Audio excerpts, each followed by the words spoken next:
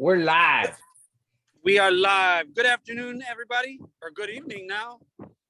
I'm Joey. And I'm Anthony. And we are exposing toxic management at Sunline Transit Agency. And we are protected under Labor Code 232.5. And these are our views and our experiences, not Sunline's experiences. That's our little disclaimer. And welcome. We have a guest for part 3 of this series, exposing a hostile work environment and other issues here at Sunline Transit. Employee X, welcome. Welcome. Thank you for having me. This is part 3, and I'm going to pick up where I left off the last time. Basically, I gave you a teaser and said that we would be talking about nepotism, and so I'm going to go into that. So this was back in late 2017, I believe. It was the end of the day, and I was heading back to my office. On the way there, I was passing Lauren. She ended up walking with me and then tells me that RFPs, which are requests for proposals, or an RFP, which I just said is a request for a proposal, will be going out soon for marketing services. She stated that she wanted me on the selection committee because, and I quote, "It would be really good if Andrea's marketing firm was selected since she knows the agency," unquote. Sadly, again, I did not stand up to her and voice the fact that I was uncomfortable with this. Again, for the record, it is my word against hers. After this discussion, for me, that implied that she wanted Andrea selected to provide the marketing services for the agency. It was a problem for me because I wasn't happy with Andrea's services. I felt that she waited until the last minute to turn things in.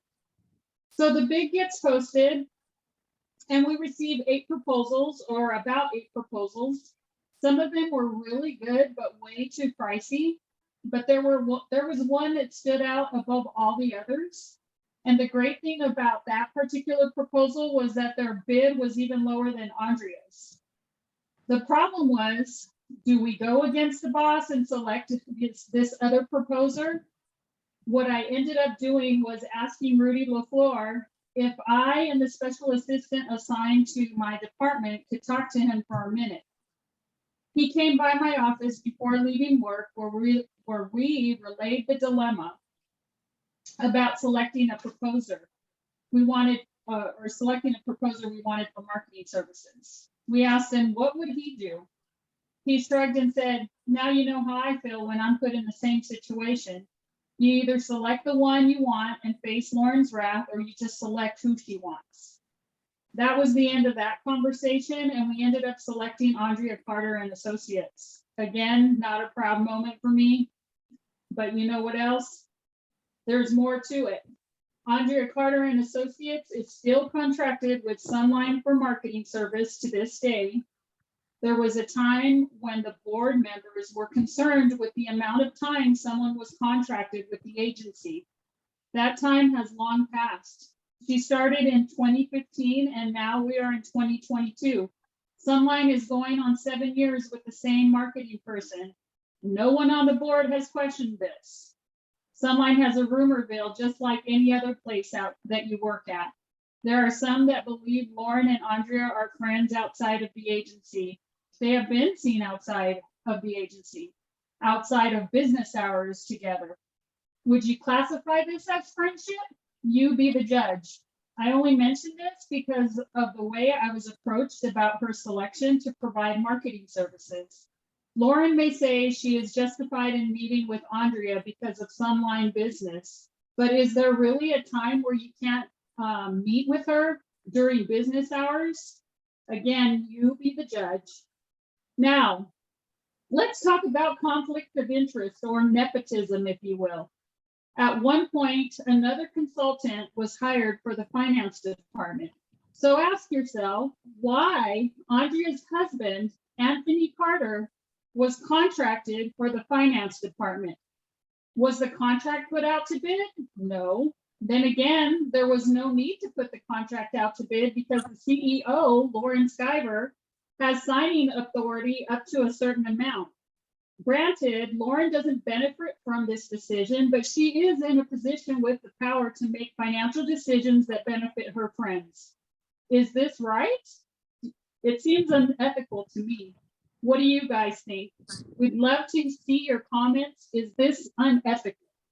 Sunline basically paid Andrea's husband close to $70,000. Everything that is there in the board agendas in the checks over 1,000 report. I could have missed a check or two, but that's what I have from just those reports alone. Now let's talk turnover, because I brought that up in a shorter video. And I'm going back from the time that I left the agency to present. And I'm up to a count of 32 employees that have left since I have left 3 years ago. I know I don't have everyone on that list. I'm missing people, but in a 3-year period, that's easy math. A 35% turnover rate in that 3-year period, if you calculate with 90 employees, 32% with 100 employees. I'd like to know who thinks this is okay. I'm leaving you with something to think about. Again, leave a comment and share this with everyone you know to affect change. Thanks for listening, and thanks for having me, JNA. Oh, thank you. You. Wealth of information, Anthony. Wow. Wow. Wow. This is the kind of stuff that's being 32 people, the turnover rate. Wow. And Jesus Christ. I know that's I never know, happened. I know I don't have everybody. That isn't everybody. Yes. Well, I mean, that's just off the head of more or less what you've counted, but on paper, I'm sure it's way over 30. It just shows you people, board members, staff, outside taxpayers, that it is a hostile work environment. Incredibly. It is crazy. It is. It's disgusting, and it has to stop. It does. I mean, And we will not stop this until this nonsense ends. We well, will not. We won't be silenced, and we will not stop. well, they put us on administrative leave to try to slow down that train, but guess what? That's just They that's just nothing but added a another bullshit 5 witch. more carts to Yeah. make that train go up that hill. Put some more wood in that fire, because it's hammer time, and we're gonna take this to the furthest. Lauren will be exposed. Mhm. They can't stop us. They can't stop Yeah. us. I mean, they could try to scare us, but Well, that's all this is. I mean, do you know how many people that what happened to us this scares at the company? Now, I've told people, don't look at what happened to, don't let what happened to us scare you. You've got a right to work. You've got a right to be heard. You got a right to work in safe conditions. You got a right to equipment that works properly. You have all those rights, and nobody can take that away from you. and you know what? Now that we're talking about that, I do want to read this Labor Code 232.5. It says, Okay. no employer may do any of the following: require as a condition of employment that an employee refrain from discussing information about employer's working condition. Require an employee to sign a waiver. That sounds like that Gag order.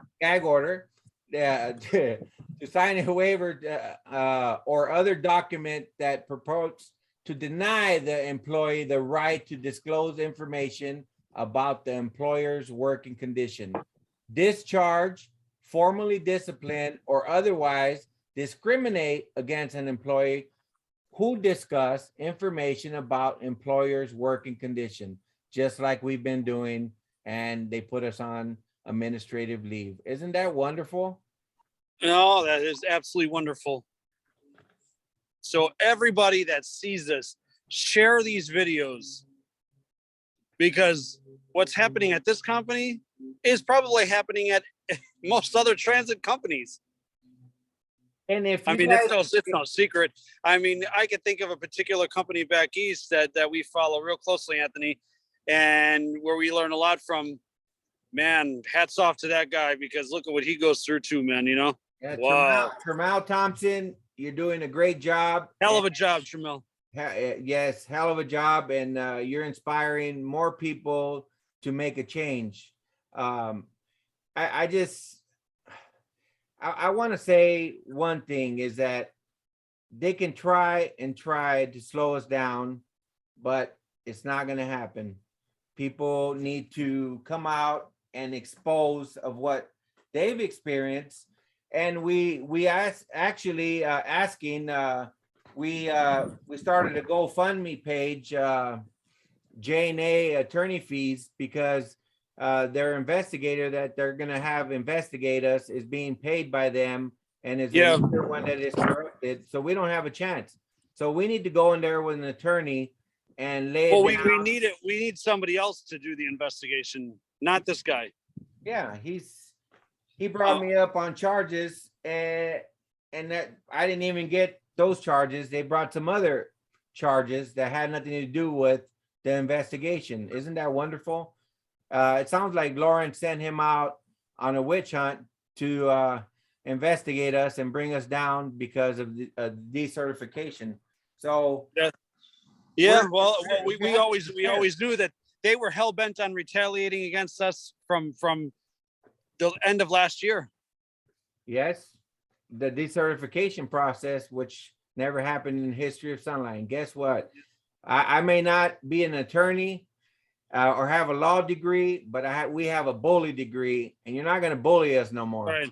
You're not going to That's bully right. us. Them days are over. I'm losing my daylight, Anthony. All right. All right, Employee X, thank you for Employee sharing. X. And until part 4 of the series of hostile and undercover information that needs to be exposed. Appreciate your time, and we'll see you on part 4. We'll see you then. Part 4 coming up. Thank you very much. Oh, hold on. We got to give the cheers. It's just Cheers. water. It's not Yeah. alcohol. I don't drink. So, Uh, right. Have a good night, and appreciate your time. have a good night. Thank you much. Boom. Boom. Peace out. Boom. Boom.